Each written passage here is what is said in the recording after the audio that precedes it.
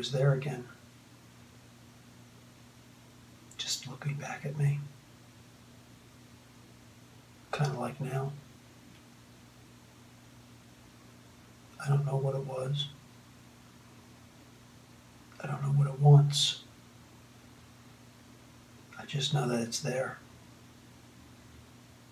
Sometimes it's not.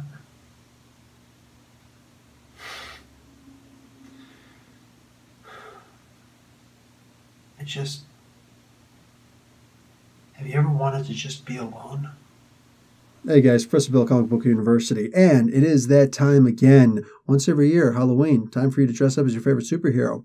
On top of that, this is that time of week where I try to take over Nerdarchy. Guys, let's talk about some of the latest stuff that's out there. We're going to be talking about The Flash, issue number 33. Go check out my review over on Comic Book University. This is going to be an introduction now because Dark Knight's Metal, we're already halfway through it, and they're going to delay this for another 2 full months because they got so much stuff just piling in there. Flash issue number 33 is what's going to start off the little run where all those other crazy Batmans, like the Wonder Woman version, the Aquaman version, the Doomsday version, oh crap, all these versions of Batman are going to be coming over to the current Earth Zero where all of the standard heroes are. Batman is missing. This issue heralds the beginning of that, where the Flash literally runs into them. Now, this is going to turn over into the next Justice League book, which I'm going to have to grab and review because, hey. And on top of that, a new version of Batman just came out this week also, and it's Batman the Merciless. Now, this guy, this is the Wonder Woman version.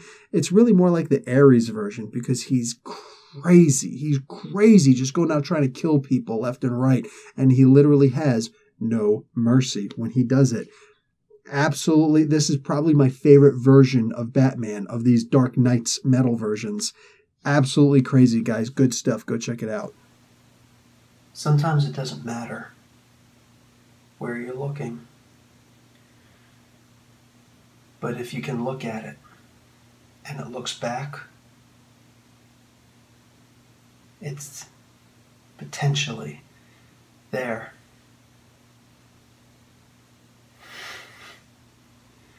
Just always right on the edge of your vision. You turn to look and it's gone. Was it there? Was it not there? Are any of us even real? Sometimes I just don't know. Guys, there's a lot of Punisher coming out right now. We got The Punisher, issue number 17. This is the last of this particular volume, and then they're going back to the original numbering. So right now, this is what we've got. We've got The Punisher finishing off his little run where he's going up against this dude called Face, and he's got this drug called EMC that takes away all of his pain. So the Punisher can shoot him up and whatnot, but this guy's not stopping. He already lost his left hand, his face is burnt off, and he's still coming after the Punisher. Is he actually going to be able to stop this cat? Hope so. But in case he's not, next issue, we're going to jump into a much larger numbering system in the 200s. Yeah, what we're going to have is Punisher taking on the War Machine mantle. That's right. He's going to get his very own Iron Man armor with Gatling guns and rocket launchers all over the place. Could the Punisher possibly get more dangerous than that? I don't know. I don't think so. On top of that, we got Punisher the Platoon, issue number 2 of 6. Now, this is a Garth Ennis print. This is, guys, like, as a former soldier, this book really gets into it. I've heard people talking about, like, actual soldiers talking about their time in Vietnam and the crazy stuff that went on over there. And this book, it's like listening to these stories again. It's crazy. And you're going to be able to see the Punisher's origin story, the first time he went over to Vietnam, when he first pulled the trigger and shot his first person, when he first led his battalion, like all of these origin stories. And you get to see some of the crazy stuff that he does, that war hero material stuff where it's no wonder he gotten so many awards and whatnot. And you make sure you check out Punisher Explained in a Minute. Just did it last week. Really good stuff. It's a really good introduction so you'll better understand what's going on over there. Anyway, we also got Nightwing New Order, issue number 3. This is also a 6-issue miniseries. Now, this is the future where Nightwing over in DC Comics actually eradicates superpowers. Most of the superheroes do not have their superpowers anymore. And and the ones who did usually went into some kind of isolation chambers until they could figure out a way to remove them. The people do not want people with superpowers anymore. It's kind of like a reflection of the idea of gun control, because all these guys are too powerful. Now they want some kind of gun control. There's a great message here, political or otherwise, however you want to look at it. It's an ethical issue. But then when his son gets taken away from right under his nose, and Alfred gets killed right in front of his eyes, it changes things for Nightwing, and he's got to put the mantle on again, and he's got to go and try and rescue his son. The problem is, Green Lantern, Jonathan Stewart, is standing in his way. Can an older Nightwing fight a John Stewart Green Lantern? You'll see. Yesterday I was talking to my boss. He stopped me and he actually wanted to congratulate me for doing better at my job. You know, he's been really patient with me. And I appreciated it. But he was wearing those glasses, those kinds of glasses where you can see yourself in it. You know, like the cops back in the day, like Boss Hogg would wear, or Roscoe Pico Train. Like, that's funny, right? But he's looking back, and he's smiling, and trying to act like he's not. A lot of people try and act like they're happy. Have you ever tried to act like you're not scared? In Detective Comics 967, we've got Batman and the entire Bat family getting beaten up by an older version of the third Robin, Tim Drake. Yeah, somehow a future version of Robin shows up, and he is 20 years smarter than the young version. He's already a smart cookie. And this cat, he goes around, this Bat, he goes around and just takes down everybody. And the way he does it is crazy. On top of that, he knows about a secret program that Batman's been working on again. Yeah, you might want to actually check the end, because this is one heck of a reveal. It's crazy. And Batman's lost his mind if he's working on this program again. But there's that. Issue number 288 of the Despicable Deadpool. Deadpool gets a message from Strife, the evil version of Cable, and says, listen, I want you to kill my counterpart, Cable. And if you don't, I will kill your family. Yeah, he's got a daughter and stuff like that. So Cable has to go and try and kill Deadpool has to go and try and kill Cable. Cable's got to try and save his life. The problem is, Deadpool's almost completely unpredictable, but nobody knows him better than Cable.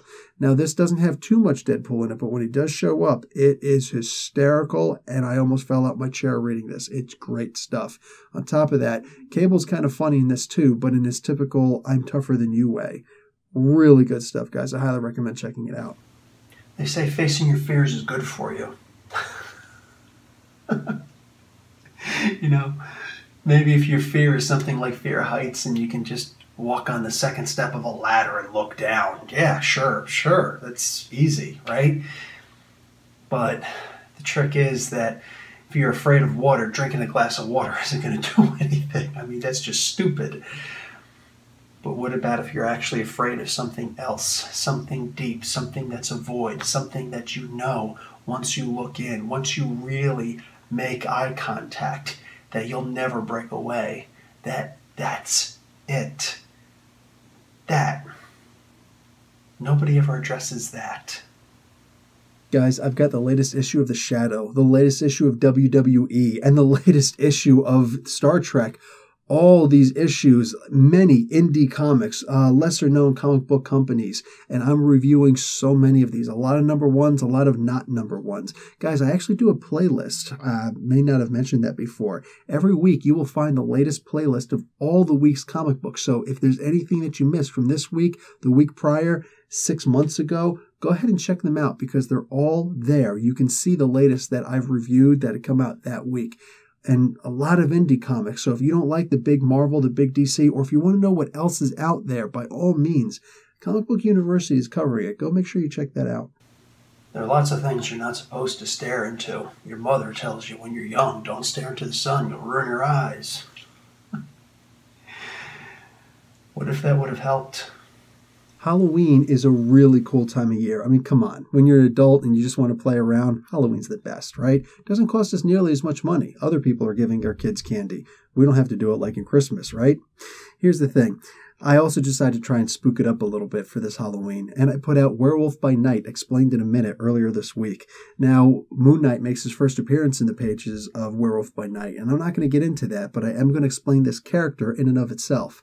On top of that, I also did one of the scariest of the original Universal monsters, but the Marvel version. I did Dracula, Explained in a Minute. Really good stuff. Now, I did not explain in a minute. It actually took about 3 minutes and 10 seconds to explain this guy, but I'm surprised I got so much history and his power set inside of just 3 minutes and 10 seconds. But yeah, really crazy stuff. I did it, and I'm genuinely really happy that I was able to pull that off. Wasn't easy, but yeah, it's done. On top of that, I also did a story explaining Dracula a little bit better. A spotlight on story.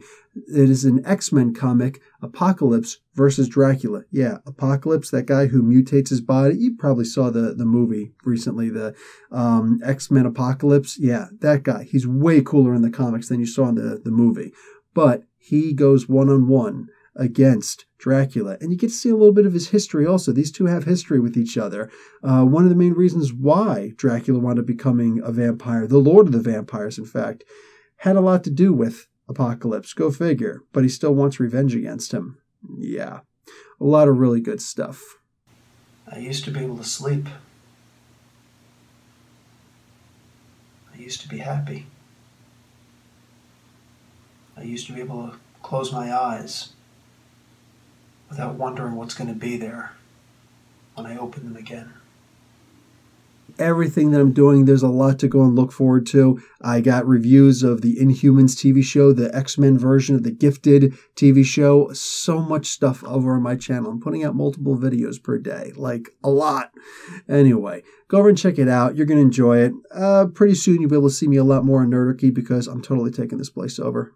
Totally taking it over. But yeah, I've got to deal with certain other issues in the meantime. I feel like my shadow is following me. It's the weirdest thing. Anyway, guys, I'm going to boogie for now. Got to go and put on my Halloween costume. Oh, by the way, let me know what you're going to be for Halloween. I'm actually genuinely really curious. All right, guys. Professor Bell, Comic Book University. Class dismissed. Mirrors are just mirrors, man. But eyes. Eyes stare into the soul. Do you know what it's like to be haunted?